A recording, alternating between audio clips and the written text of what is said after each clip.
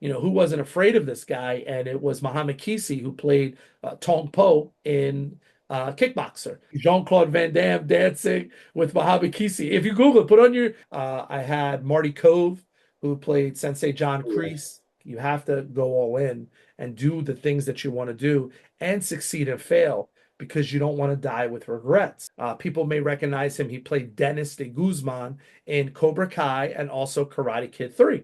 I had 2 scenes with Gerald Okamura. Gerald played in G.I. Joe. He was the hard master. He played in Big Trouble Little China. He was the gun guy.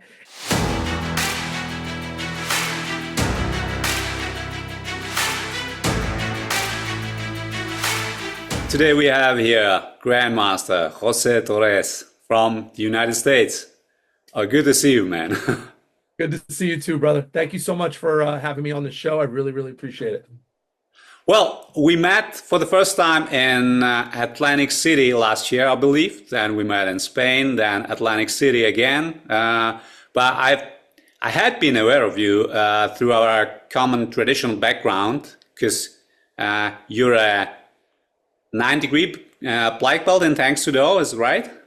Yes, sir. Yes, sir. Yep. I'm associated with the World General Federation, Tang Soo Do Federation out of Korea. And I've actually been a member of them since 2011. Oh, wow. Then you have much longer history than myself. But this is about you today. So please tell us, who is Jose Torres? Oh my God, that's a tough question. That's the first one you ask me. You can't ask like something else. Just kidding. You know what? It's funny because I feel like every 5 years my life changes with different things, And at one time I would have said, I'm a black belt, a humble black belt, or a white belt that never gave up. Or I would say, I'm a school owner now, or a father, which obviously is the most proudful thing that I do. I'm a father of 3 beautiful boys. My oldest son is 25. My middle son is 21. He's a senior this year in college. He plays on the soccer football team. And my youngest son is a 13-year-old. So, it's probably one of the greatest things I've ever done in my life. It is the greatest thing, is obviously being a father to them. I've been married to my wife almost 24 years now. And, she keeps me out of trouble and keeps me humble. So, I've been very, very blessed with her. But who I am now, it's crazy because in 2025 now, I'm pursuing this different phase of my life, really pursuing the acting, and I've been very, very fortunate now to be in 2 different projects, both that I produced. One I was a star in, this one I'm the star and I'm actually directing. And now I'm in the entertainment industry, and it's definitely been a very unique journey for me, which I'm very, very excited to share. An excited time. You see the poster behind me. It's a new project that we're doing called City of Honor. It's a police crime show. We dropped the pilot on some streaming channels on June 30th. 2 of the channels it's on right now is a channel called Fossum, as well as Filmsy. And it's going to be released hopefully in the next couple months on Prime, as well as Tubi. So great project we're doing. The series is going to be 6 episodes long. We're in negotiations now for actually getting it picked up by a major streaming platform, but it's definitely been a very, very unique journey that I've been on. Absolutely. So you're going to be a star now, a movie star, a director, a producer, all of that? Yeah, I guess. I'm like what they say is I'm always like looking for punishment. So I kind of put myself in these things where I'm like, oh yeah, I can act. Oh yeah, I can fight. Oh yeah, I can do these things. So I don't know any martial artist that doesn't want to be in a movie. I think that's a dream for everyone. They see themselves like, I can move like this person, I can do that. So that's always been a dream of mine. And I did pursue acting in high school. I did plays. I did try out for some different film things. I was unsuccessful at that time. And now the movie industry is very different. People can do, their own productions. Independent productions is really what's happening now. 20, 30 years ago, you needed $250,000 to make a film, and now you can do a movie for $10,000, $20,000, and it's just a different time because of technology and, the access to these things to make these films are now available to anyone, to people like us. So that's really what's opened up the door for me. Okay, but all your projects up until now have been and will be martial arts related, I believe. So Killer X was, it's funny. So Killer X, I don't know if I could call it a martial arts film, but it was a lot of action in it. It was definitely a lot of fighting. It wasn't your traditional martial arts film. And this new project, I specifically did it different. And that was because I wanted to follow this crime drama series, establish this character. I played this character, Dante Perez, who is a widowed a husband who's raising his daughter. He's the head detective of the West End Task Force, which is our make-believe city. And, he's navigating through the loss of his wife, his son. He's leading this team, and he's kind of, dealing with his own demons. And obviously there's some really cool characters and some twists and turns in the story. But I tried to do this more of like a drama. I didn't do it really, hey, this is a karate film. And I did that on purpose because I really wanted to kind of show, again, because I have, these crazy ideas that I have range and I could be a really good actor. So I didn't want to just say, hey, I want to be the next karate star. I really want to be a really good, actor, action star per se, if that's what you want to say. But again, there's big time guys that are doing that. I'm just a peon in this world right now, trying to make this happen. So Killer X, that was the movie that you promoted when we first met more than a year ago. And that was also your first big project. That was the first feature film of yours, Killer X. Yep. Yeah. It was definitely my first feature. Yes, sir. Yep. Okay. And I also know that played there was some stars or some big names playing with yourself in that movie. Could you share some thoughts on that? How did it come to life actually? So it's crazy. The story was over COVID, I started my own podcast show called The Martial Arts Experience. And when we were all locked in all over the world, I started networking with, some of these other martial arts celebrities. And one of them was a great friend that now I call one of my best friends, which is William Christopher Ford. He's based out of LA. People may recognize him. He played Dennis de Guzman in Cobra Kai and also Karate Kid 3. He was one of the bad guys. So we had connected, built a great relationship, and he said, hey, Jose, what's your aspirations? What do you want to do? And I'm like, man, I would love to be in movies. And, we were all locked in at this time. So you're like, I don't even know if I was talking crazy. But he's like, hey, you got great energy. You need to put yourself out there. I said, okay, well, so then I started putting myself out there. And actually, the first film I ever did was a film called 1 out of 100, which was with Willie the Bam Johnson. And that was an independent film that he did in 2022. And I played a ring announcer. I was like the tournament promoter. So it was very, very easy. I had a great time doing that one. And then after talking to William said, hey, I have a good friend, director from LA called Jim Towns. He does a lot of independent films. Why don't you reach out to him and see if you can work with him? So I flew out to LA. We had this big meeting, and I basically pitched myself to him that I said, hey, I think I could do this. I think I could be a lead in a film and, take a chance on me. You know what I mean? And he actually went for it. So he had wrote the script for Killer X, built kind of the universe around what I could do and the connections that I had. And then we started getting these different players, My lead actress was Elena Chornova. She's been in like 25 films, originally from Russia. She's been in music videos to other films, Power Rangers. I mean, she's, pretty out there as far as well known for stunts. But she played opposite of me. And then three of the, I guess, kind of say big time guys that we had was I had 2 scenes with Gerald Okamura. Gerald played in G.I. Joe. He was the hard master. He played in Big Trouble Little China. He was the gun guy.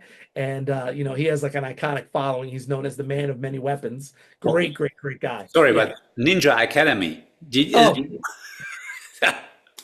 Ninja Academy. Yeah. Ninja Academy. So Gerald is there. And actually, I have a new project that I'm going to be doing with him as well. We could talk about it a little bit. But so he was involved.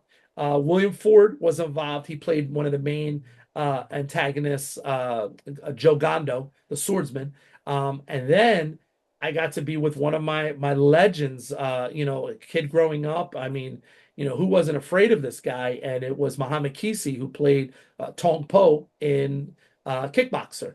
He was also in Lionheart, and he also was in oh God, Breaking, I think was his first thing. He did dancing in the back with Jean-Claude Van Damme. They were in Breaking. They were in the crowd scene. Yeah, a lot of people know that. Yeah. Jean-Claude and Muhammad's first thing was in the movie Breaking, which was a Canon film, I believe, and it was about breakdancing. And you can see Jean-Claude Van Damme dancing with Muhammad Kisi. If you Google it, put on your YouTube, you'll see it. The video's out there. Oh yeah, the video. Okay, I will.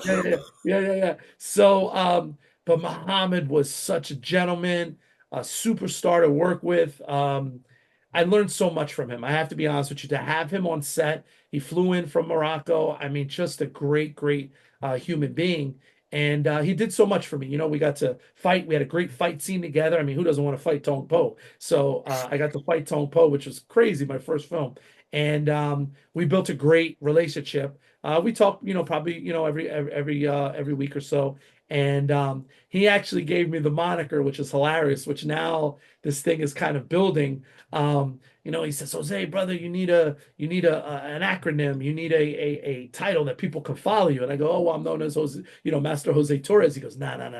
You're going to be the Latin dragon. And I go, oh, okay. So he posted it. And then different people on social media started posting it. So, I mean, I'm not calling myself that, but I mean, hey, it is what it is. It does have a cool chime to it. So we're going to run with it. We're going to see. Yeah. Okay. So am I supposed to call you Latin Dragon from now on? You can call me. You're a brother and a friend. You call me whatever you want. Okay. So but there's a dragon connection that I don't know if you can talk about or how much. I'll leave it up to you. Yeah. So, we have this great project that I pitched, and we're going to be working on in 2026, which is a project called Rise of the Dragon. Hint, Rise of the Dragon. So, kind of establishing this dragon universe, which has really not been done in the way that I've written the story, and I collaborated with some initial thoughts with Jim Towns, and then I'm kind of going to be writing some other stuff to it as well. Jim Towns is the writer and director of Bloodsport, of Killer X. And we built a great relationship. I've learned so much from him. Again, first director that gave me a chance, first writer, and now I'm actually writing myself, which is crazy. So Rise of the Dragon is going to be a martial arts throwback film, which I'm so excited. And we're going to have some big names involved with it. We're going to have the Lady Dragon, Cynthia Rothrock. She's scheduled to be part of it. And the Black Dragon, Ron Van Cleef, he's going to be part of it. William Christopher Ford, he's going to be part of it. Gerald Okamura, he's going to be part of it. And then we're rounding out the cast with Darryl Vidal, who a lot of people may know from Cobra Kai and Karate Kid. He was the founder of the Crane Kick. So Darryl's a real martial artist. Yeah. So he's going to be playing one of the Dragon Masters.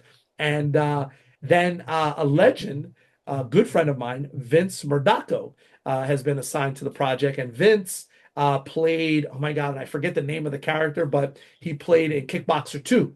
He was the student of Sacha Mitchell that got beat up by Tong Po in the ring and got killed. And he had the blonde hair, real good looking California guy. But Vince Murdaco is going to be part of our project as well. And we're adding different characters. Ansa Wu is a stunt actress from LA. She's going to be part of it as well. And we're just building this universe, which I'm really excited. That's about as much as what I can get into now, but it's definitely going to be something with multiple films. It's going to be a film series. So we're looking to hopefully do about 3 films with it, kind of a trilogy. But we're establishing this dragon universe in the Rise of the Dragon. Well, you seem to be excited about it, and it's great. So good luck with that. Thank you so much. You mentioned your podcast. Is it something that you still do? I do. So it's crazy. I did it very consistently from 2020 to 2024. And then once I got busy with Killer X and, promoting it, I wasn't on it as much. So I would have a guest every couple months. I'd be honest with you, I just did an episode last week with the legendary Shane Kusagi, which is yeah, Shane. Shane came aboard. Obviously, his father is Sho, the legendary ninja. So I got Shane to come aboard, and actually, me and Shane are talking about maybe doing something together. So that's all I can say. But there's definitely some connections, and there's really a good energy and algorithm in the martial arts universe that's happening. So you may see a ninja movie out of me. That's what I'm going to tell you. Oh, a ninja movie. Okay. A ninja movie. Yeah. I'm always up for ninjas. Okay, great. Well, Shane, being the less known son of Shokosugi, Kane being the other one. They're both in acting and in movies. Yeah, looking. Shane is more of a director now. So Shane has performed, but he's on the the back end of the camera now, producing and directing, and he's got a great eye. He's got a new film coming out, Seek, which I think people are going to be hear of, and that's actually a ninja film. I interviewed him about that, which is awesome. I mean, he had a great interview with him. He kind of talked about growing up, and that's definitely hard, right? When your dad's the man and your dad is like the great ninja of the world, that's definitely a hard thing to follow. And his brother Kane, has been very, very successful in the movie industry as well. So just they're like the ninja royalty family. They definitely. Oh, they are truly are. I mean, Kane is coming up with another movie with Scott Adkins later this year. They start together in Ninja 2. So yeah, ninjas everywhere. Everywhere. Okay, so but besides this gentleman, any other big names you had on your podcast in the past? So I've had obviously I had Muhammad Kisi. I had his brother Abdel Kisi. All right. I had Simon Ree. I had the Ree brothers. Obviously, he played Dehan. I had him on my podcast show. I had Marty Cove, who played Sensei John Kreese.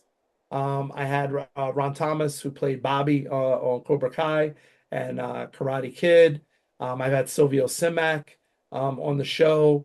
Oh, you'll meet him. You'll meet him. Yeah. Silvio's great. I had Silvio though on the show because Silvio is actually part of Killer X 2, which we're going to hopefully start filming this fall. Yeah, Silvio is the main villain in Killer X 2. Yes. Oh, that is awesome. Have you met him in person before? Silvio? Yes. Oh, yeah. Definitely. In Atlantic City. Sorry, I forgot about that. Yeah. But the thing is, you'll be coming to our event in September, which I'm really happy about. So what is your take on that one?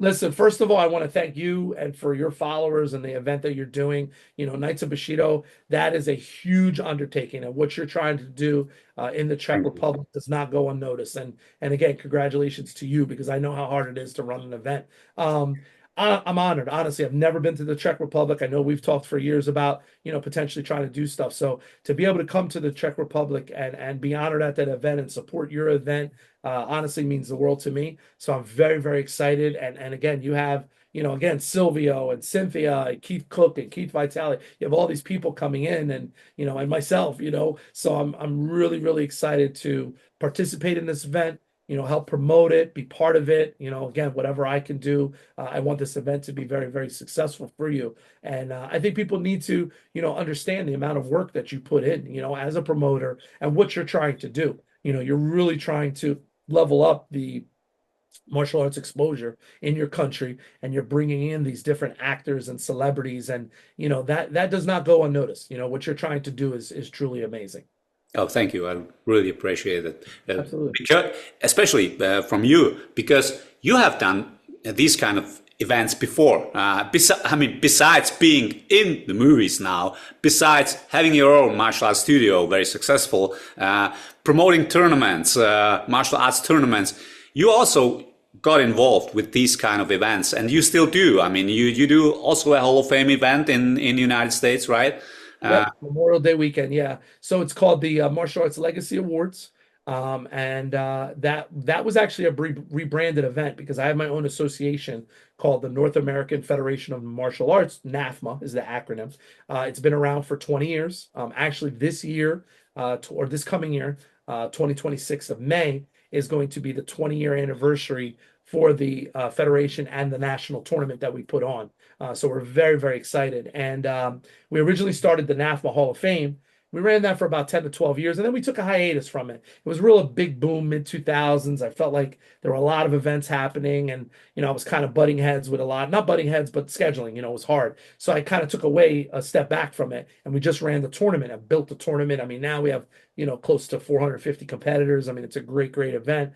And then we brought back the Hall of Fame and rebranded it as the Legacy because we didn't want to just do it for our association members. We wanted to do it for anybody. So I had teams coming and Hall of Famers from Texas and Maryland and California and, Nova Scotia, Canada, Barbados, all over the place. So we've really, really established that event, the Martial Arts Legacy event, about 5 years ago. Now we're coming up again, getting ready for the next event, and then our 20-year anniversary for the NAFMA Nationals event. How can you navigate through all these different activities that you do? I mean, that's a lot of energy, a lot of work, a lot of everything. It is a lot of energy. And it's funny because I've had a lot of people ask me that. They're like, yeah, but you just don't do one thing. So, as I was always a kid with dreams and a kid that wanted to be the best that I could and make my mark and do the best that I could. And, I wasn't a big drinker. I didn't do drugs. I didn't have these other vices that people have. People get vices, things to help them. And, when I was younger, it was martial arts. I fought, I competed, I worked out, I did weightlifting. I even tried bodybuilding when I was in college. And, it took me, I remember I was so skinny. And then it took me years to kind of break, to get bigger, stronger. And then I got married young, and I had kids young. And then that changed my whole, I wasn't trying to be a movie star. I was trying to be a dad. I was trying to build my business. So I focused on the karate school and I worked. And, but I still had these things that I wanted to do. But then I had, I'll be honest with you, I had lost my parents. My mother died in 2011, very young, 54. And that opened my eyes to a lot of things that I said, you know what? You can't hold back. You have to go all in and do the things that you want to do and succeed and fail, because you don't want to die with regrets. And I share this with you and your viewers and everybody. And then I lost my father in 2017. And my father was 65, 66. And he had just retired. He had worked 30 years for corrections. He was a locksmith, worked for the jails.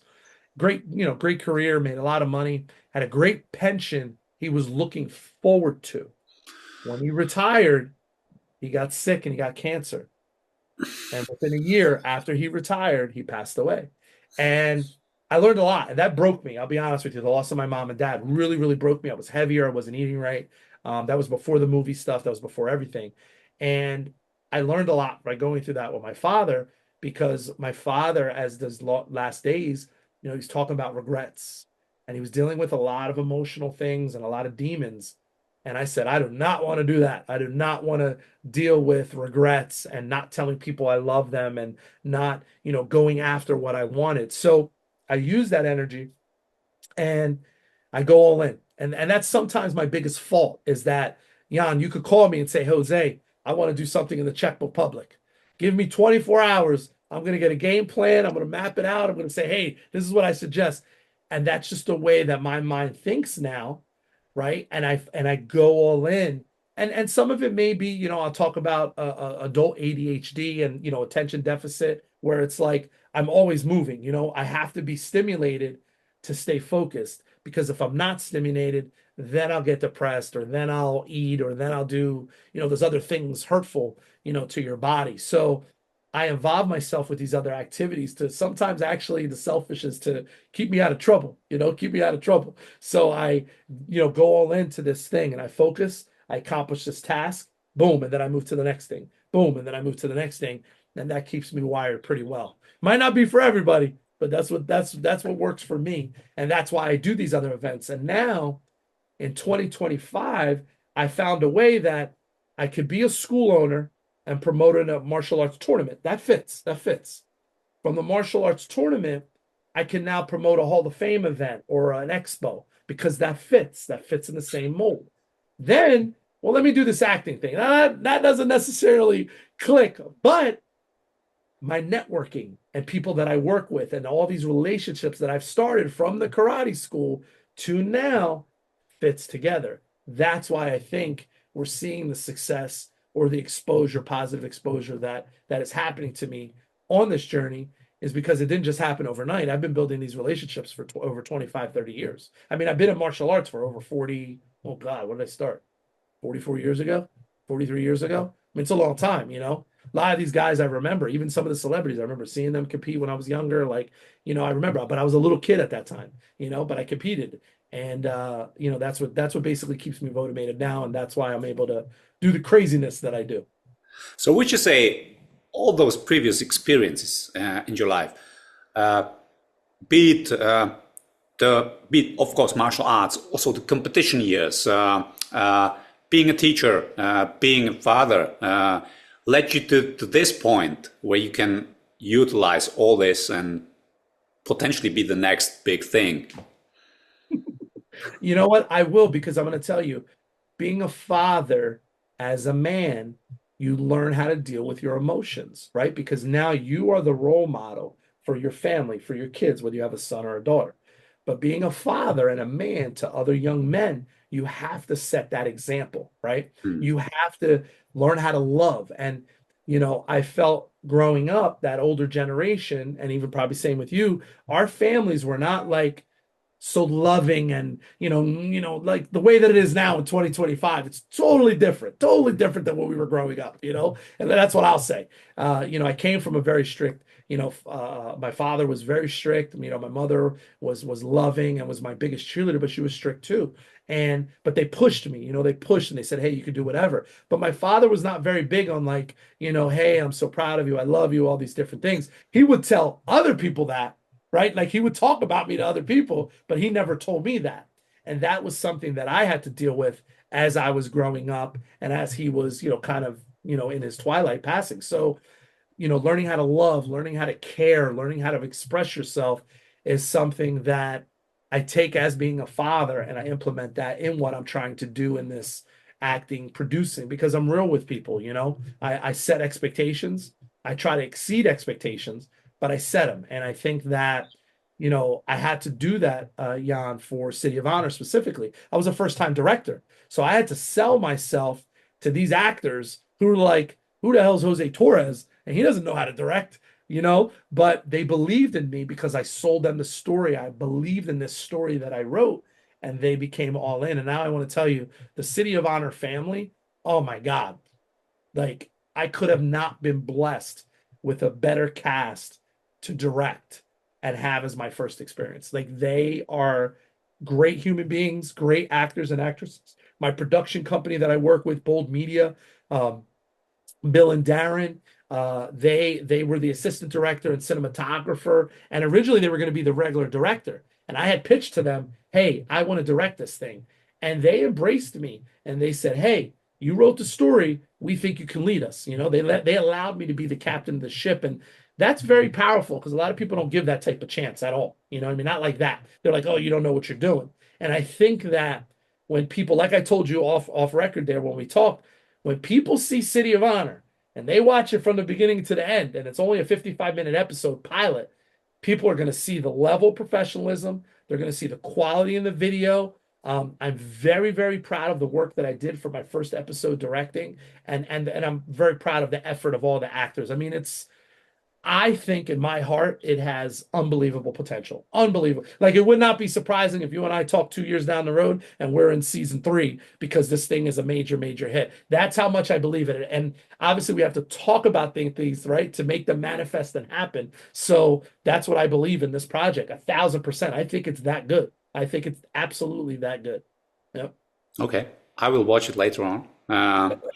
So you directed it? I did, yes, sir. Yes, sir. Written it and you starred in it? I did. Crazy. Yeah, yeah. Okay. Well, I wrote the pilot episode so I did the story, right?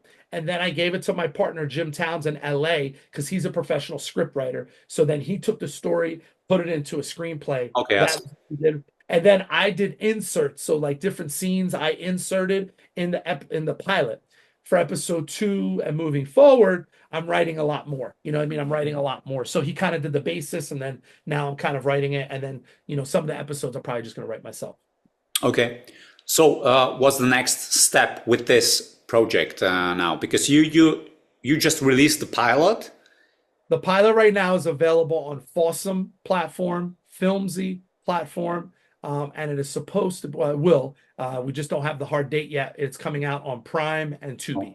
And then it's supposed to also be on Uplift TV and TVEI are 2 other platforms. I'm not too familiar with them, but they have licensed, because there's like a platform you can look and it shows who licensed your film, and those are the other people that license it. So the pilot is out. Obviously, we're excited to drop it on Prime as soon as possible, because that's kind of like the hierarchy of what everybody wants to see. But we're actually negotiating on the back end with some producers and financiers to actually fund the entire first season, and get this season out completed, get it out streamed, get it out on DVD. We recently did some showings. We did a New Jersey premiere on the 20th of June. We sold out. 314 seats were sold for a premiere of an episode, which is crazy. And the reviews have been phenomenal. We're actually doing another screening in Vineland, New Jersey. This is about an hour and a half from me. And the reason why we're doing that is because the Vineland Police Department is the backdrop of the West End Task Force. Like that's the, real police force that we're kind of using and working with. And then on August 21st, we're doing a screening of the pilot at the Caribbean Cinemas in Aguadilla, Puerto Rico. So I'm very, very excited to actually, go to the homeland and go to Puerto Rico and share this journey with all my Puerto Rican natives there. So did your parents come from Puerto Rico, or? My parents were from Puerto Rico. Yep. My father was from Jalisco, and my mother was from Ponce. Both of my parents. Yep. Okay, but you were born in the States. I was born in the States. Yep. I was born in the United States in New Jersey. And this is big for me. I'll be honest with you. I'm kind of nervous. I've never been to Puerto Rico. I'll be honest with you. I've never been to Puerto Rico. So this is big for me. And it's very special and kind of emotional for me, because this is something I talked about with my parents, but I was never able to do. So now that I'm able to go to Puerto Rico to showcase a project is crazy, in itself, but it means a lot to me. And I hope, again, my parents are kind of, giving me this blessing to make this happen, and you can't write a script for this. Like you can't say, oh, this is what's going to happen. It's just, it's happening. And I'm kind of going with the ride, to see where this journey goes, Oh, wow. That's a great story. Well, so good luck with the Puerto Rican premiere, the screening. Thank you. We're going to be doing a stunt fighting seminar there as well. Oh, my good friend. My good friend. So he's one of the actors. He's also a stunt actor and coordinator is Felix Cortez. Felix has been in a lot of films. He's also a Filipino grandmaster, great martial artist. I mean, he's phenomenal. So we're going to be actually doing a lot of stuff together. But he and I are going to be doing a seminar in Puerto Rico, in Aguadilla. We're going to be partnering with one of the instructors out there, Freddie Lopez, I believe, and we're going to be doing a workshop at his school, and then it's going to be open for anybody in Puerto Rico that wants to come, and we're going to use it as a casting call to kind of find some other talent in Puerto Rico that we could start kind of putting in our roster per se, because obviously I'm launching my own film production company. That's a lots going on around you. Well, coming back to our event in the Czech Republic, is there anything in specific what you are looking forward to? I can't wait. You know what? Honestly, the venue that you're having it looks amazing. I love the old, the feel to it, how it looks, very iconic. Honestly, I can't wait to see it, because I'm already thinking, I'm like, wow, we could film something there. Okay. Yeah. Talk about it later. Yeah, absolutely. So I'm like, so I'm this is a scouting trip too. Who knows? Maybe we could do something in the Czech Republic. But I'm really, really excited to come, obviously meet, everybody that's attending the event and, the local martial artists from the Czech Republic. And again, just, support the event that you're doing. Okay, thank you. Well, I would wrap it up here probably. Thank you for taking your time because you've been very busy these days. I'm really looking forward to welcoming you in the Czech Republic in less than 8 weeks now. It's going to be a great weekend. And again, thank you for coming over and have another great time together. Absolutely. I can't wait to see you again. Again, thank you for having me on the show. And I know your event is going to be an amazing success. So I can't wait to come. Thank you. Thank you and good luck with everything you do. Thank you, sir. I appreciate it. Thanks. Bye-bye.